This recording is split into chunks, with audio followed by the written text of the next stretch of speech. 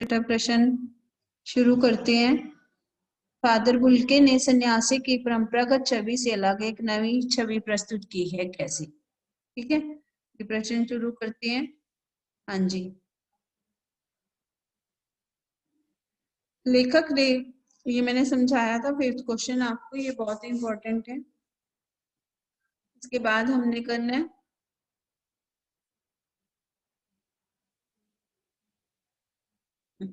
छठा प्रश्न। छठे प्रश्न में है कि फादर बुल्के ने सन्यासी की परंपरागत छवि से अलग एक नई छवि प्रस्तुत की है, कैसे? ठीक है, हाँ जी, कैसे प्रस्तुत की है उन्होंने, चलिए इसको पढ़ते हैं फिर इसको लर्न करेंगे। चलिए मालवी पढ़िए। फादर बुल्के ने सन्यासी की परंपरागत छवि से अलग एक नई छवि प्रस्तुत की है, कैसे? सन्यासी की परंपरागत छवि। पहले प्रश्न पढ़ो।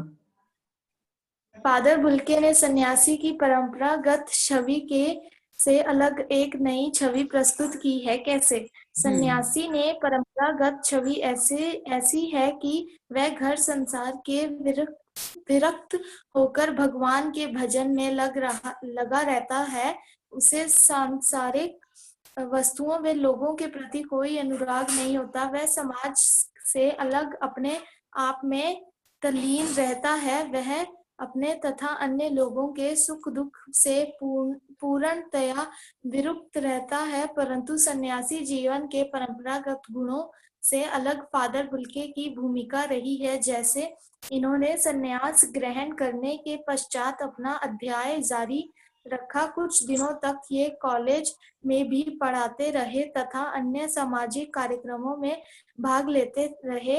वह धर्माचार की परवाह किए बिना अपने धर्म वालों के उत्सवों संस्कारों में भी घर के बड़े बुजुर्गों की भांति शामिल होते। इसलिए फादर बुल्के की छवि परंपरागत सन्यासियों से अलग है। जो सन्यासी होते हैं उनकी छवि आपको पता है कैसी, गेरुए वस्त्र होती है, संसार से विरक्त। विरक्त का मतलब क्या होता है? अलग, संसार से वो अलग थलग हो जाते हैं। ठीक है, संसार से विरक्त होते हैं, वो अलग थलग होते हैं, भगवान के जो है भजन में लीन रहते हैं वो। ठीक है, वेट,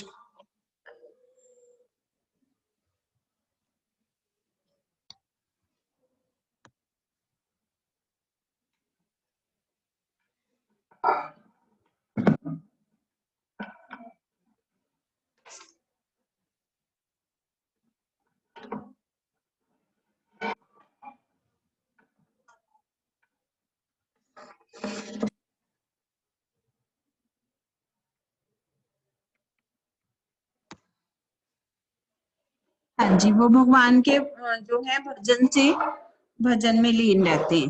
ओके, तो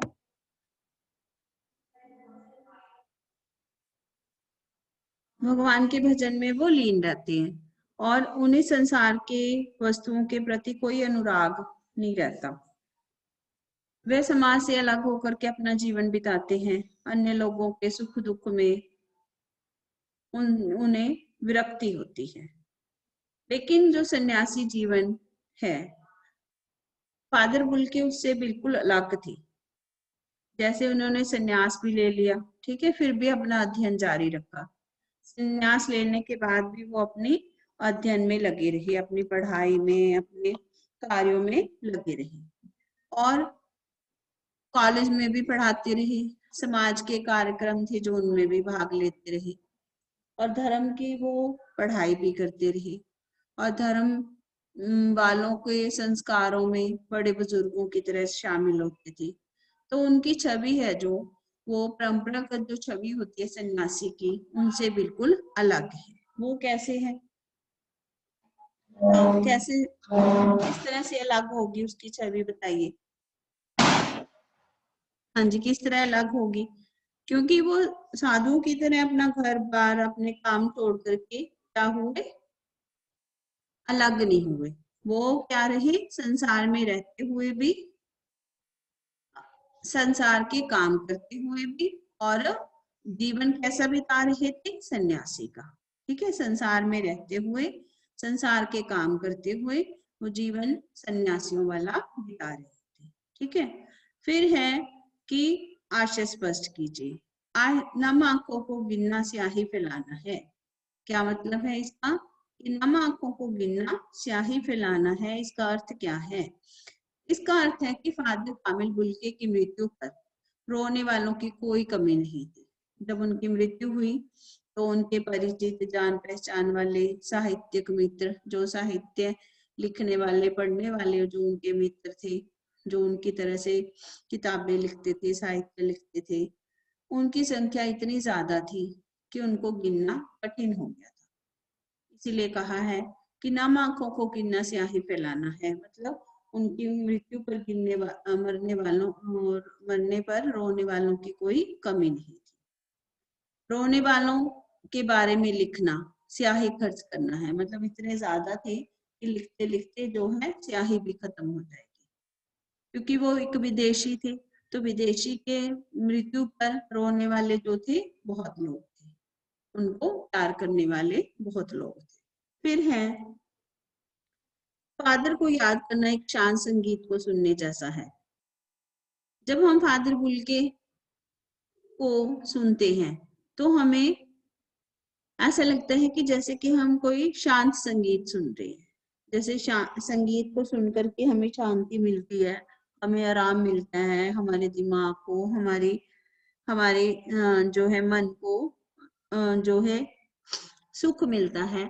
उसी तरह से फादर को याद करना भी कैसा था, एक शांत संगीत को सुनने जैसा। उनमें करुणा थी, शांति थी, और उनका व्यक्तित्व बहुत अच्छा था।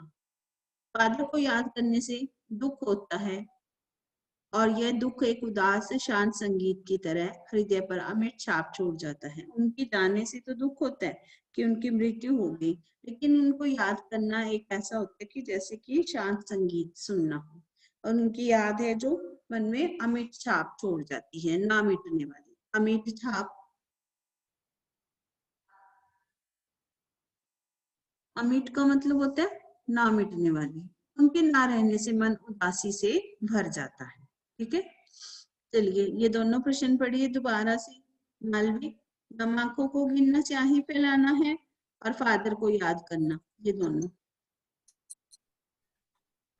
हाँ जी। आशय स्पष्ट कीजिए। प्रश्न पहला, नम आंखों को गिनना स्याही फैलाना है। उत्तर, फादर कामिल बुल्के की मृत्यु पर उनके मित्र, परिचित और साहित्यिक मित्र इतनी अधिक संख्या में थे कि उनको गिनना कठिन था, अर्थात बहुत लोग थे।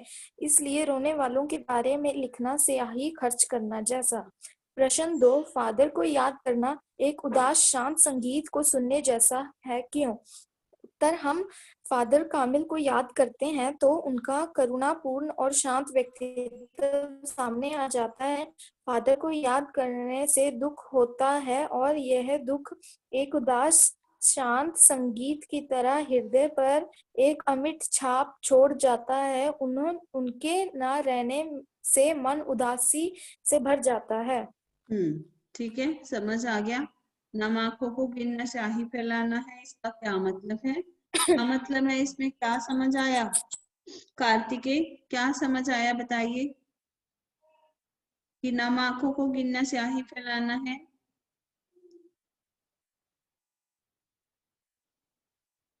कार्तिकेय ओझा।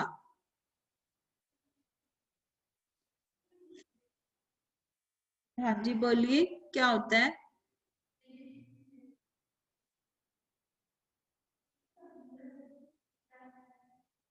हाँ जी, मालवी बोलो। मैम इस आंसर में हमें ये बताया कि जब फादर बुल्के की डेथ हुई थी तो उनकी डेथ पर रोने वाले इतने लोग थे कि उनको गिनना मुश्किल था, इसलिए उन्होंने बोला कि इनकी गिनती करना स्याही की बर्बादी करना है। बिल्कुल सही, वेरी गुड। कार्तिकेय आप बताइए अब।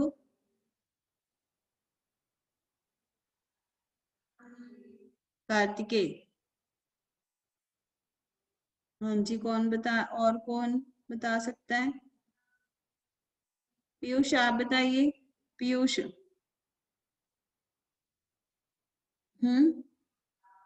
पीयूष सागर, आप बताइए। नम आंखों को गिनना क्या मतलब है इसका?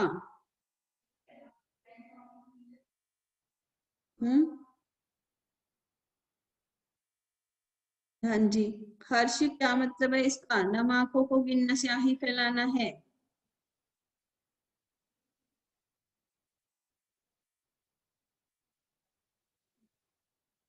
बोलिए क्या मतलब है इसका?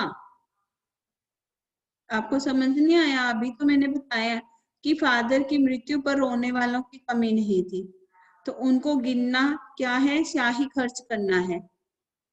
बताइए अब पीयूष, क्या मतलब है इसका? पीयूष। फादर बुल्के की हाँ मौत पे रोने वाले बहुत थे हाँ, और बहुत उनको थे। गिनना मतलब सही खर्च करना है। बिल्कुल सही है। हाँ जी, हर्ष आप बताइए क्या मतलब है इसका? नम आंखों को गिनना स्याही फैलाना है।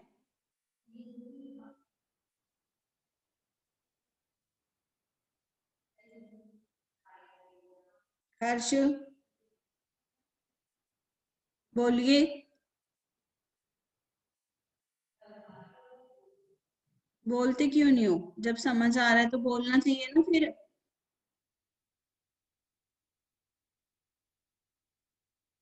हाँ जी स्नेहा, आप बोलिए।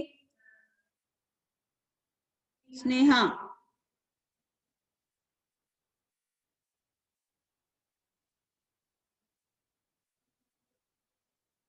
स्नेहा, आप बोलिए।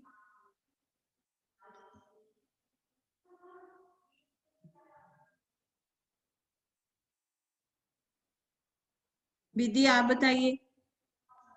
फादर को याद करना है कि संगीत सुनने जैसा क्यों है?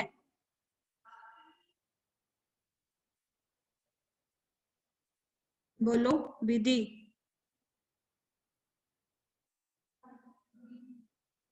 फादर को याद करना एक शांत संगीत सुनने जैसा इसलिए है क्योंकि उनका व्यक्तित्व था जो वो करुणा से भरा हुआ था, और उनको याद करने से दुख तो होता है, लेकिन ये दुख क्या है? एक शांत संगीत जैसा, जो कि हमारे मन पर एक अमिट छाप, नाम मिटने वाली छाप छोड़ जाता है।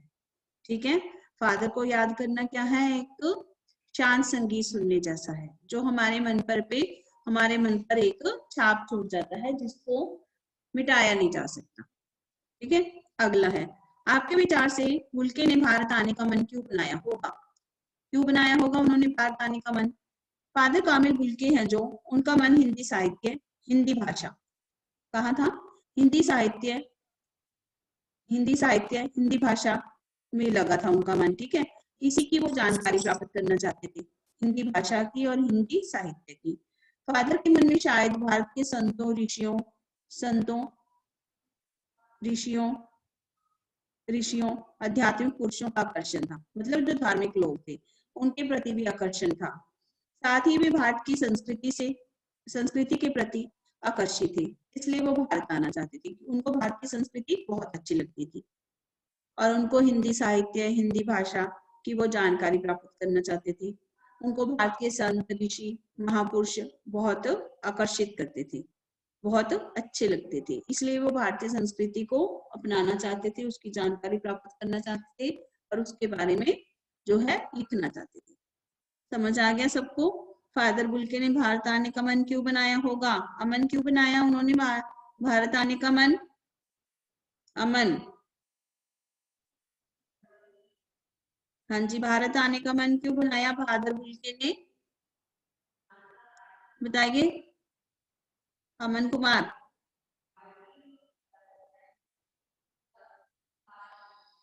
अमन। स्नेहा आप बताइए। हाँ जी पीयूष, आपने हैंड रेज किया, बताइए। क्योंकि उन्हें हिंदी भाषा बहुत पसंद थी और वो हिंदी भाषा के प्रति जानकारी बढ़ाना चाहते थे। बिल्कुल सही, वो हिंदी भाषा पसंद थी, उनको भारत के ऋषि मुनि हैं जो, उनको वो बहुत आकर्षित करते थे। ठीक है, और वे भारतीय संस्कृति से बहुत प्यार करते थे, इसलिए वो भारत आना चाहते थे। अब अमन, आपको समझ आया? बोलिए अब अमन।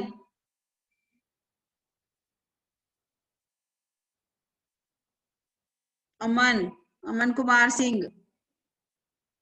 बच्चे जब क्लास में आते हो तो ध्यान भी दिया करो ना, क्लास लगाने का तो तभी फायदा है जब आप सुन रहे हो। ललिता आप लेट क्यों आए हो?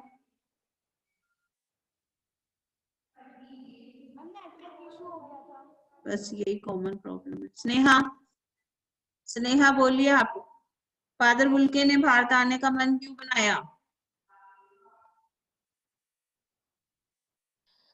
क्योंकि वो हिंदी के बारे में ज्यादा जानना चाहते थे। और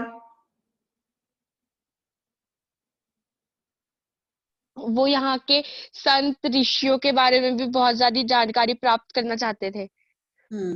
वे भारत और भारत की संस्कृति के प्रति भी उनको बहुत लगाव था।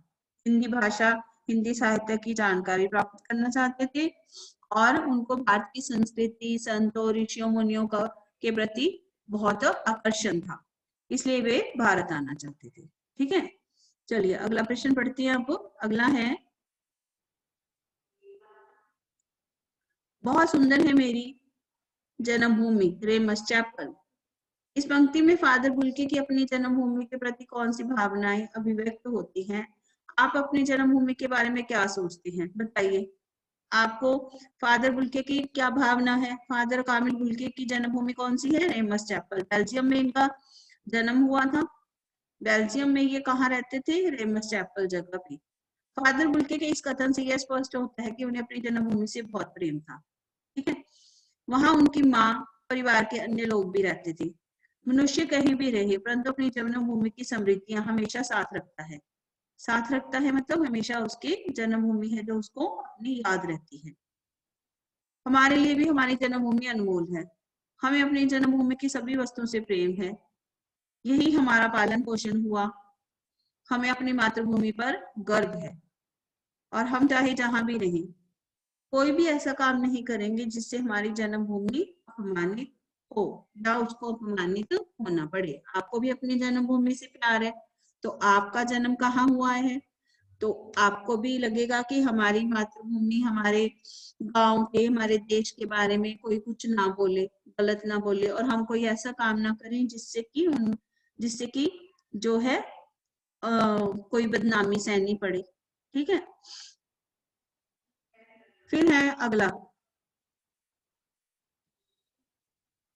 मेरा भारत देश विषय पर एक निबंध। हमने निबंध नहीं करना, हमने सिर्फ क्या करना है, इसमें अनुच्छेद करना है। ठीक है, तो ये पढ़िए, चलो मालवी ये पढ़िए यहाँ से, मेरा देश भारत एक अनुच्छेद। देश विषय पर दोस्तों शब्दबंदी की है। मेरा नाम भारत है। भारत को इंडिया तथा हिंदुस्तान के नाम से भी जाना जाता है। इसकी संस्कृति अति